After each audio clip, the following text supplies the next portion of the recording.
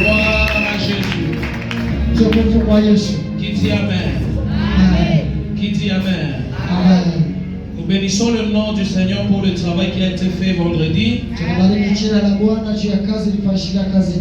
Il y a eu plusieurs délivrances. Il y a eu beaucoup de visitations de la part de l'Éternel. Mais ce que Dieu nous recommande, c'est de garder la flamme de l'esprit. Je croyais que je parlais à quelqu'un. Garde la flamme de l'esprit. Alléluia. Alors nous lisons. Nous sommes dans le livre de Matthieu. J'aimerais te parler des instructions que le Saint-Esprit nous a données pour toi. Nous sommes dans le livre de Matthieu 12.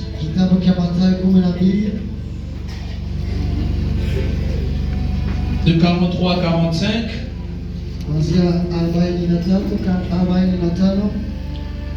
Matthieu 12, de 43 à 45, nous lisons au nom de Jésus. Après le verset 43, nous pouvons nous asseoir, mais nous suivons la lecture. Lorsque l'esprit impur est sorti d'un homme, il va par des lieux arides, cherchant du repos, et il n'en trouve point. Alors il dit, je retournerai dans ma maison d'où je suis sorti. Et quand il arrive, il la trouve vide, balayée et ornée. Il s'en va et il prend avec lui 7 autres esprits plus méchants que lui. Il entre dans la maison, s'y établissent, et la dernière condition de cet homme est pire que la première. Il en sera de même pour cette génération méchante. Parole de l'Éternel. Acclamons le Seigneur et on peut s'asseoir. Le Seigneur dit ceci. Après tout ce qui est arrivé, après la visitation de Dieu, après que tu sois délivré, il est dit, lorsque l'esprit est sorti de la vie de quelqu'un, il va commencer à errer, en train de chercher où est-ce qu'il peut trouver le repos. Mais pour tout esprit impur, il n'y a pas de repos. Alors lorsqu'ils sont en train de chercher, sans trouver le repos, ils vont se dire une chose. Rentrons d'abord regarder d'où nous venons. Comment est cette maison-là?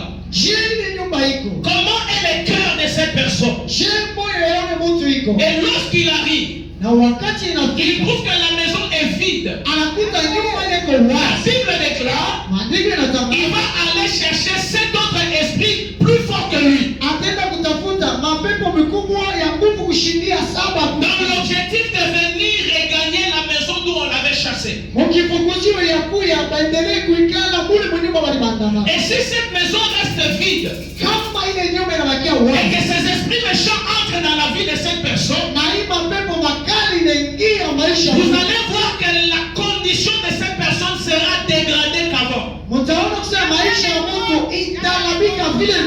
Sa situation sera pire. C'est pourquoi il y a même des gens au milieu de nous, j'en connais. Des gens parfois qui ne sont plus avec nous.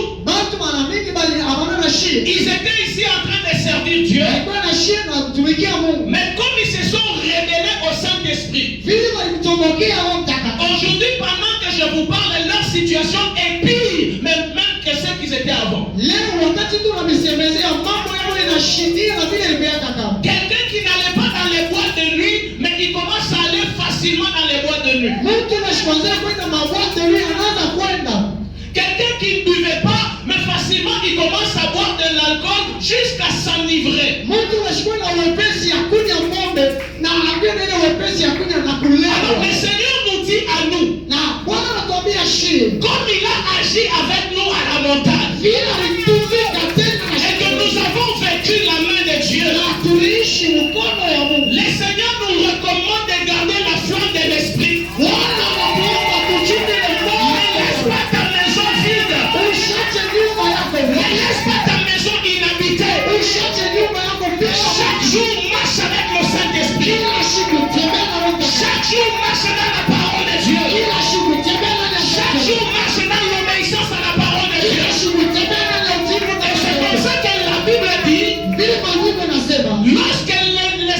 l'impur va partir, il va chercher combien d'autres esprits? Mais lorsque les Saint-Esprit plus forts viennent et qu'ils prouvent que dans ton cœur il y a l'Esprit de Dieu, et qu'ils prouvent que dans ton cœur il y a la parole de Dieu, le Dieu que tu pries va donner à chaque esprit un chemin.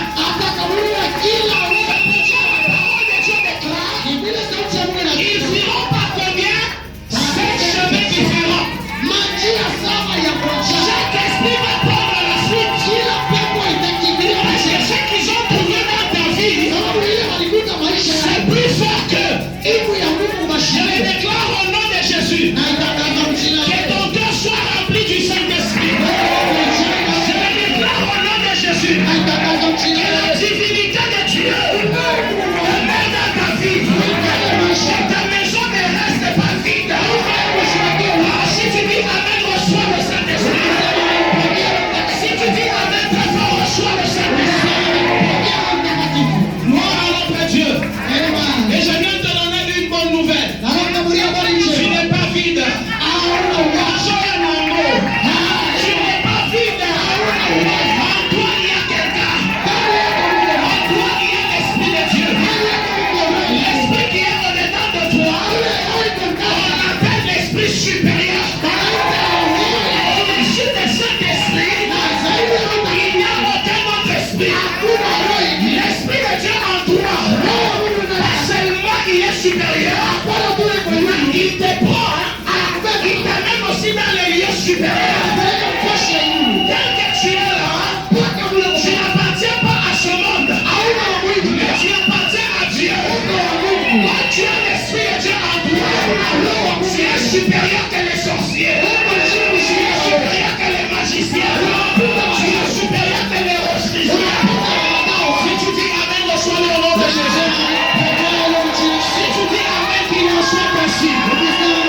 Lève ta main au nom de Jésus. Au nom de Jésus. Je ne suis pas de ce monde. Je ne suis pas de ce monde. Lève ta main, dis au nom de Jésus. Au nom de Jésus. Je ne suis pas de ce monde. Je ne suis pas de ce monde. Le diable et ses acolytes. Le diable et ses acolytes. Ne pourront rien sur ma vie.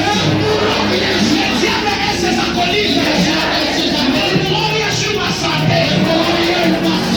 Dis Amen et sois guéri. Dis Amen et sois béni. Dis Amen et sois consolé.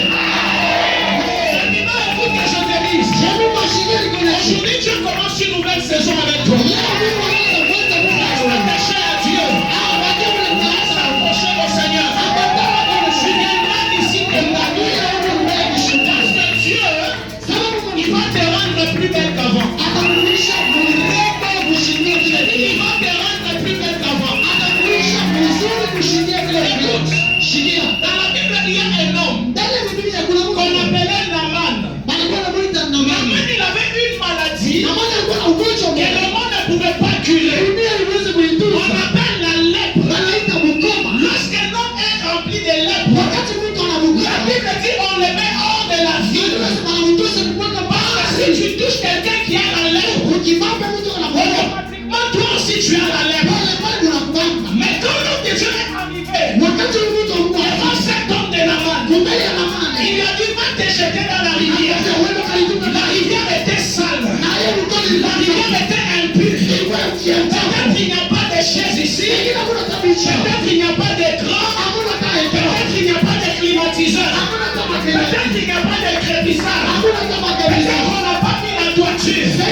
Mais la puissance de Dieu, elle n'est pas là où les gens pensent qu'elle est. La puissance de Dieu, elle est ce qu'on appelle un bruit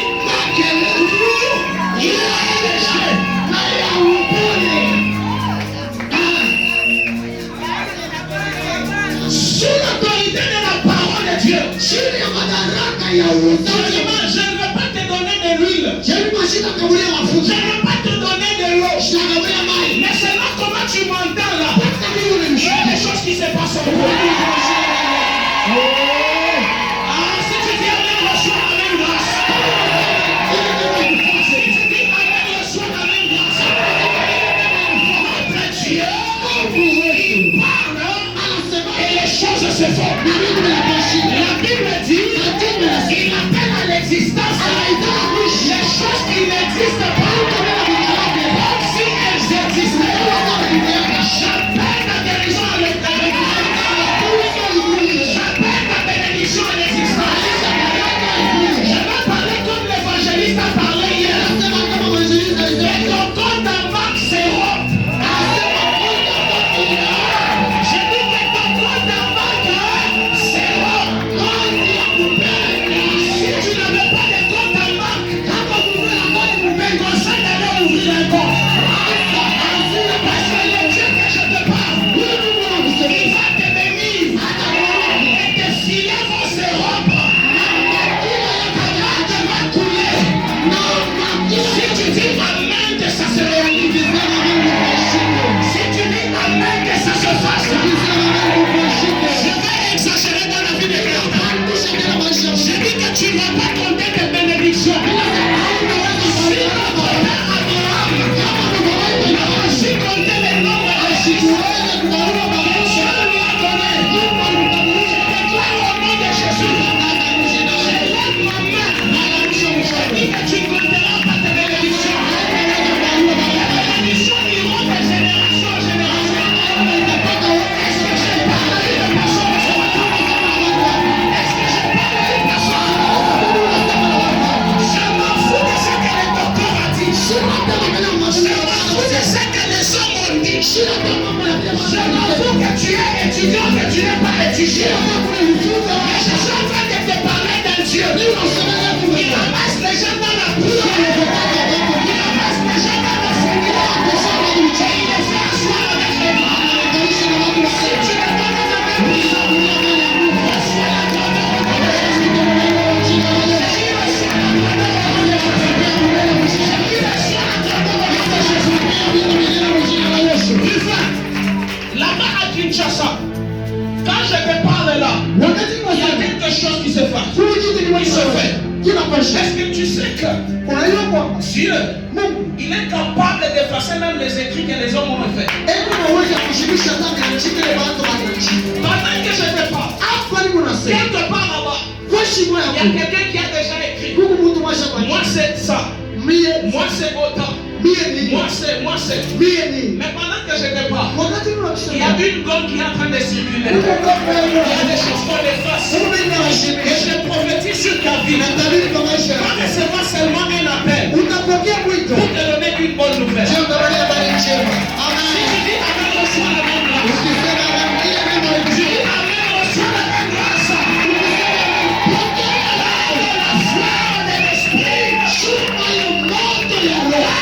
fleur de l'esprit. Personne ne peut t'intimider. Parce que l'esprit qui est en toi, ce n'est pas l'esprit du monde, c'est l'esprit du ciel. On l'appelle l'esprit supérieur. Tu marches avec lui, tu es aussi supérieur. N'accepte pas de rentrer en arrière. N'accepte pas de commettre bas. Tout ce qui peut t'arriver, parce que tu vois Dieu, Dieu t'amène dans les hauteurs. Et je dis ceci, le Dieu que je te prêche, il n'apporte jamais la confusion. Dieu n'apporte jamais la confusion. Tu me dis amen que Dieu enlève la confusion. Tu me donnes un amen que Dieu enlève la confusion. C'est pourquoi je voudrais insister sur une chose. Veille seulement sur ta marche. Regarde où est-ce que tu mets ton pied. Regarde comment est-ce que tu avances. N'accepte pas de perdre la flamme de l'esprit. Dans Acte 1, le verset 8, la Bible dit, vous recevez une puissance. Le Saint-Esprit viendra sur vous. Mais j'ai beaucoup aimé la réponse de Jésus. Les disciples lui posent la question. Seigneur, quand est-ce que le royaume viendra sur la terre? Mais quand je regarde, je vois Jésus répondre. Normalement,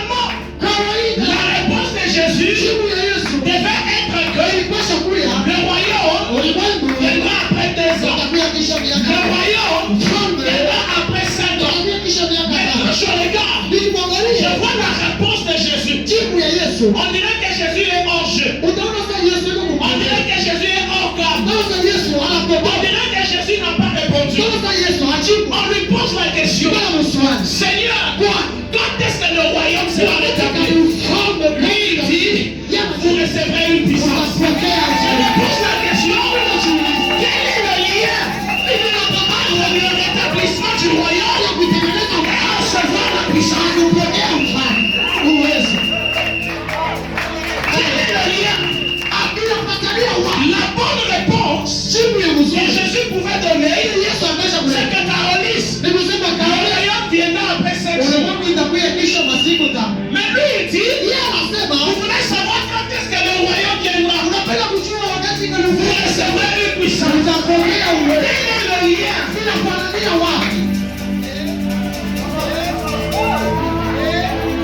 Quel est le lien? Luc 17. De 20 à 21. Écoutez ce que beaucoup de gens ignorent.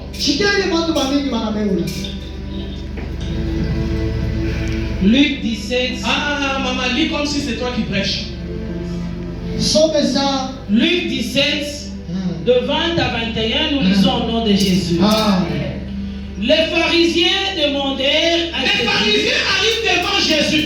Ils lui posent la même question. Quand viendrait le royaume de Dieu? Il leur répondit, le royaume de Dieu ne vient pas le royaume de Dieu ne vient pas de manière à frapper les regards. On ne dira point, il est ici, ou il est là, car voici le royaume de Dieu est au milieu de vous. Relis encore bien. Les pharisiens demandèrent à Jésus. Les pharisiens viennent demander à Jésus. Quand viendrait le royaume de Dieu? Quand est-ce que le royaume va venir? Quand? Il leur répondit. Mais lui, il leur dit. Le royaume de Dieu ne vient pas de manière à frapper les regards. Le royaume de Dieu dont je suis en train de vous parler, ce n'est pas une chose qui vient avec des trompettes et des tambours. Le royaume de Dieu, il peut être dans un bâtiment inachevé. Le royaume de Dieu peut être là où c'est sec. Le royaume de Dieu, il peut être là où les hommes ne pensent pas qu'il peut y avoir un royaume. Continue. On ne dira point, il est ici ou il est là. On ne va pas dire que le royaume qu'on est en train de chercher, il est en ville. Ou bien il est aux États-Unis. Ou bien il est en France. Ou bien il est à la Washington. Ou bien il est à la Katouba. Ou bien il est ici au Bénin.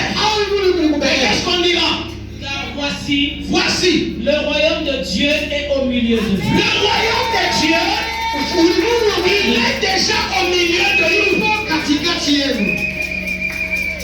C'est ce que Jésus est en train de dire à ses disciples. Vous voulez savoir quand est-ce que le royaume va venir? Mais le royaume, il est déjà là. Et je viens informer à quelqu'un que le royaume est de Dieu.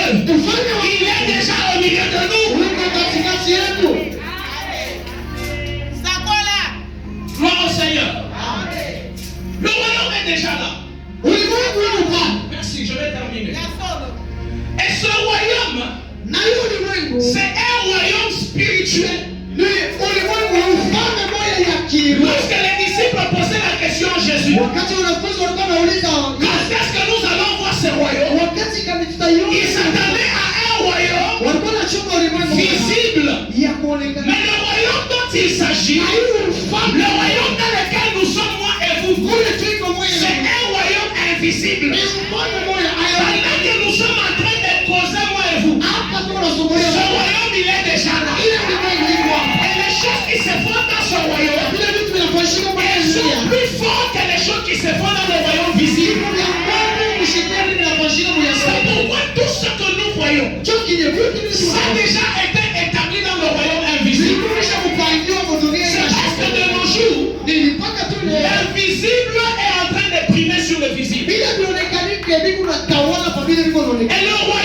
Dieu, c'est un royaume extraordinaire. On l'appelle le royaume de l'esprit.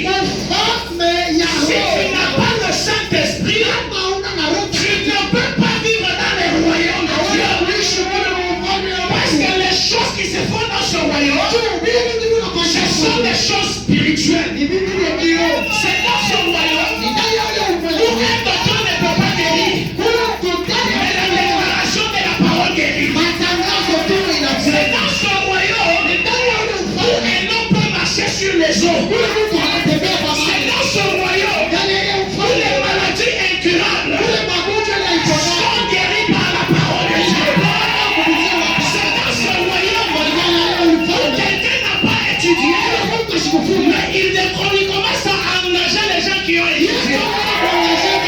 Parce que les choses qui se font dans ce royaume sont plus fortes que les choses qui sont dans le royaume visible.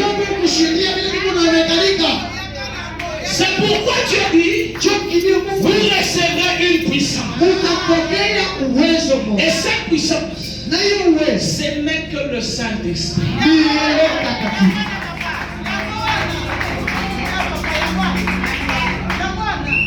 Le Saint-Esprit, c'est ça la puissance dont il est question. Tu n'as pas le Saint-Esprit, tu n'es pas puissant. Mais je suis en train de parler aux enfants de Aga qui sont montés à la montagne pour chercher la face de Dieu. Je dis que Dieu, il vous a déjà impacté la puissance de Dieu pour que vous puissiez avoir la prédominance sur les choses visibles et les choses invisibles.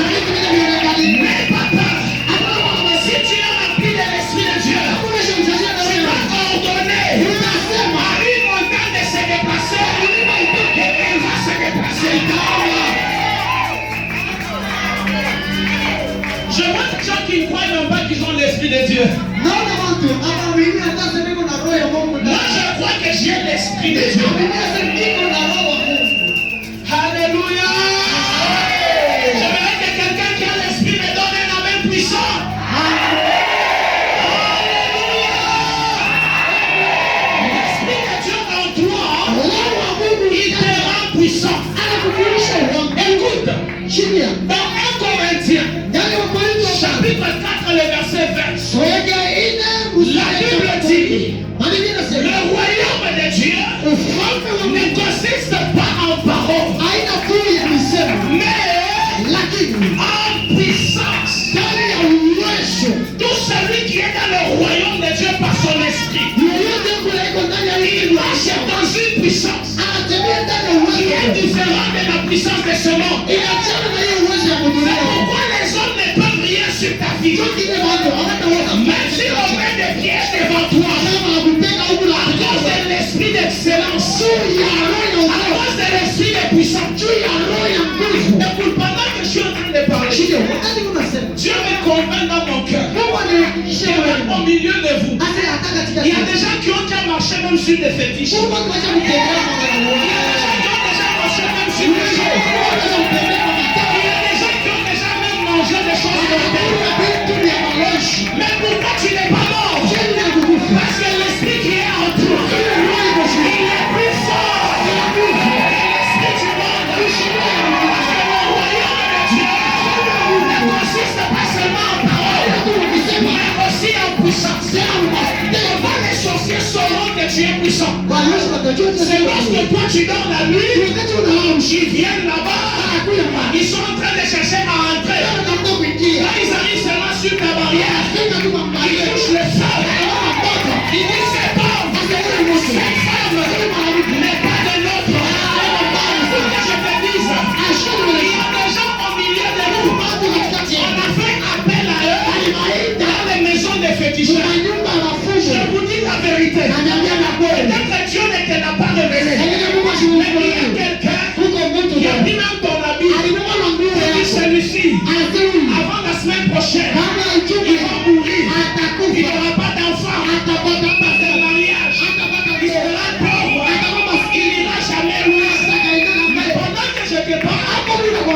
donne les enfants. Dieu te donne du travail. Dieu te donne la bénédiction. Dieu te donne parce qu'au dedans de toi, il y a l'esprit de puissance. Ah, dis avec moi, je suis puissant. Je suis puissant. Dis encore, je suis puissant. Je suis puissant. Vous recevrez une puissance qui ne vient pas de la terre, qui ne vient pas des eaux, qui ne vient pas du désert.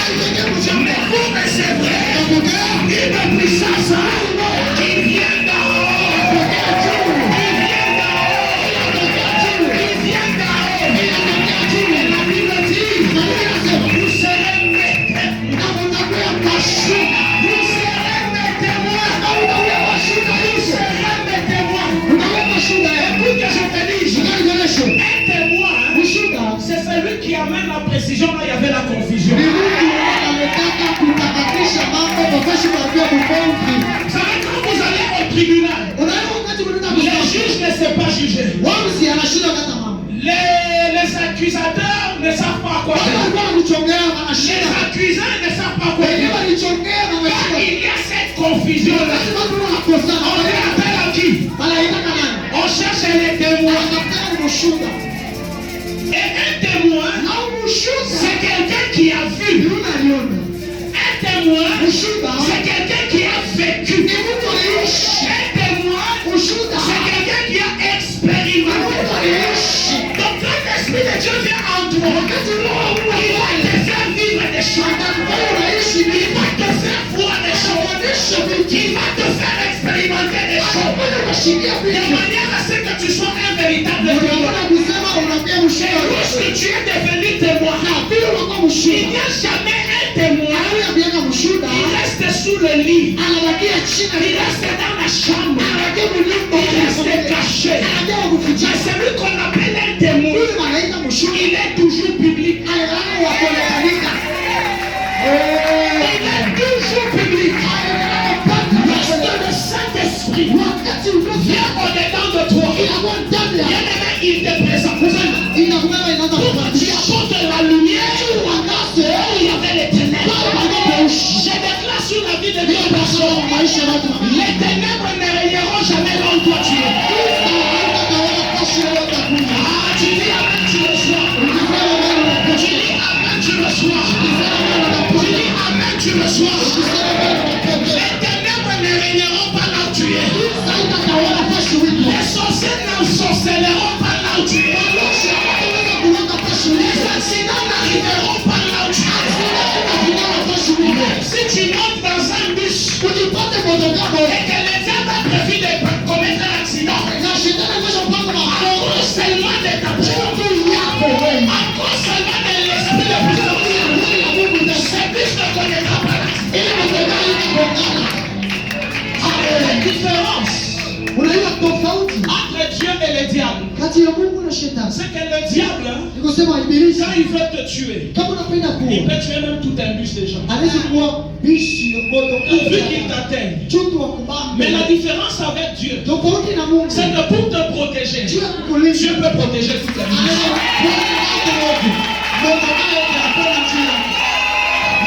Il y a eu des hommes de Dieu, ils sont montés dans des avions. À un moment, l'avion commence à faire des turbulences. Et avant le crash, l'avion s'éprouve. Que ta famille s'éprouve. Que ton travail s'éprouve. Que ton business s'éprouve. Que tes projets s'éprouvent. J'ai dit que dans la puissance de Dieu, tu réussiras. La puissance de Dieu, tu marcheras.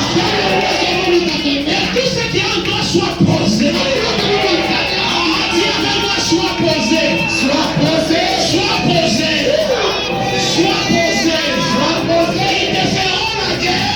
Ils ne vaincront pas. Parce que l'Esprit de Dieu, l'Esprit de puissance, il est en toi.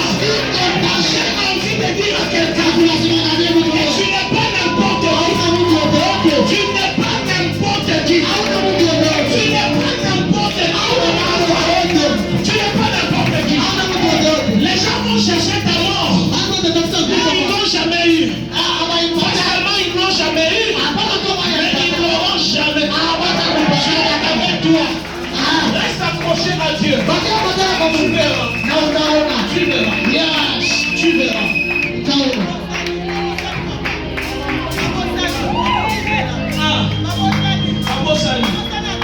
Alléluia. Tu sais, les gens peuvent venir pour te tuer. Mais quand ils arrivent, ils se rendent compte que non, ça ce n'est pas la porte qu'on cherchait.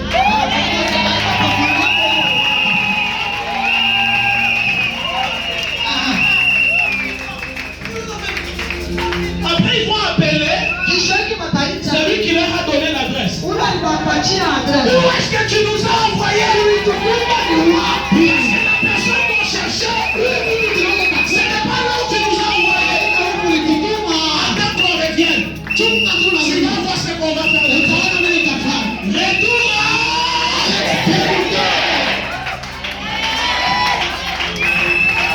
Et vous savez, lorsque l'esprit de puissance vient dans la vie de quelqu'un, il y a beaucoup de points. Mais je vais vous donner seulement un seul et on va finir. Une chose, c'est que cet esprit enlève la peur. Enlève la peur.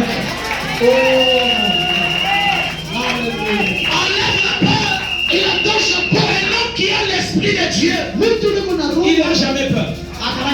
Que ça marche pas, il n'a pas peur. Que ça avance, il n'a pas peur. On l'accepte pas, il n'a pas peur. Pourquoi? Parce qu'il connaît l'esprit qui est en lui. Il connaît l'esprit qui est en lui.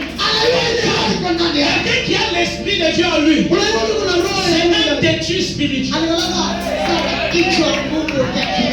Un jour, un féticheur arrive devant un homme de Dieu. Il commence à le maudire. Après, il va lui dire, tu sais toi, tu es venu nous tourmenter. Avant qu'il dise tu mourras, l'homme de Dieu dit, toi tu vas mourir. Et ça n'a pas pris longtemps. Le gars il est mort. Vous savez, un homme qui a l'esprit de Dieu, il n'a pas peur.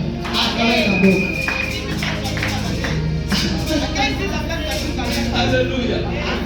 Vous voyez le Pierre qui avait, non, le Pierre, ce Pierre-là. Non. Ce Pierre-là qui avait renié Jésus, lorsqu'il a reçu le Saint-Esprit, c'est lui qui s'est présenté pour Jésus.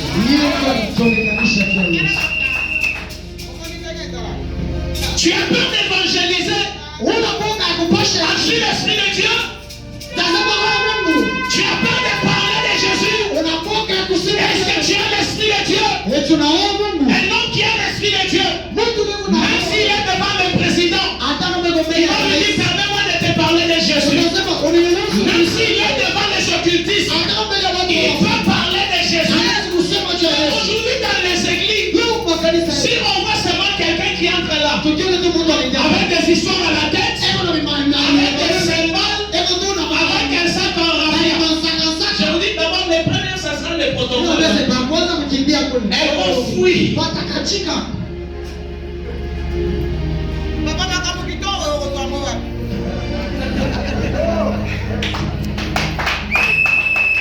un homme qui est rempli de l'esprit de puissance,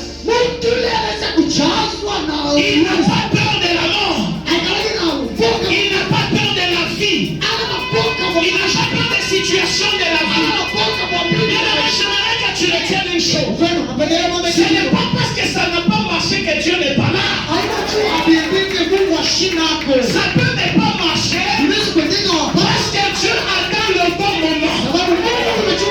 Quelqu'un qui est rempli de l'esprit, ça ne marche pas. Il dit ça va marcher. Amen.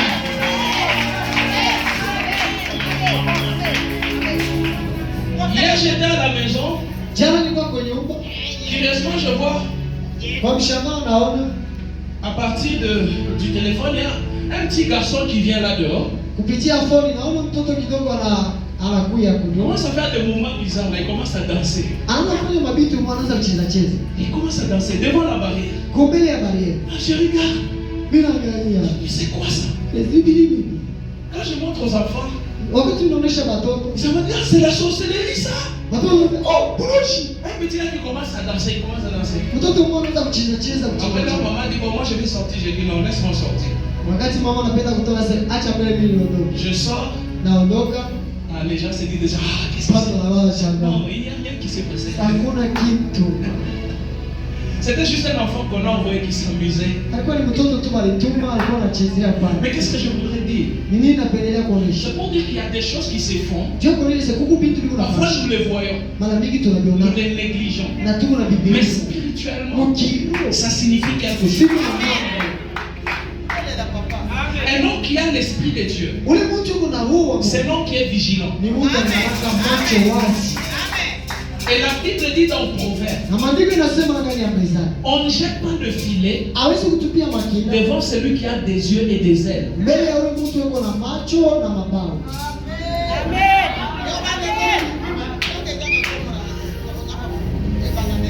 Il est temps que Dieu vous bénisse. Acclamons la parole.